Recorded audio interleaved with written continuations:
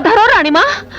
લે આ પૈસા. પૈસા શેને માટે? તારો ચોરીનો ધંધો છોડાવવા માટે. ચોરી?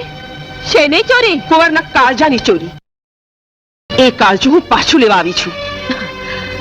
રાણીમાં, કુંવરના કાળજાની મોટી ચોરી કર્યા પછી આવી નાની મોટી ચોરી કરવાનું કામ મેં છોડી દીધું છે.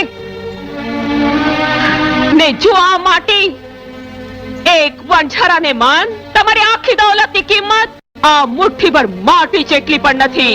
તારી આ બધી શેખી ભૂલાવાની તાકાત મારામાં છે.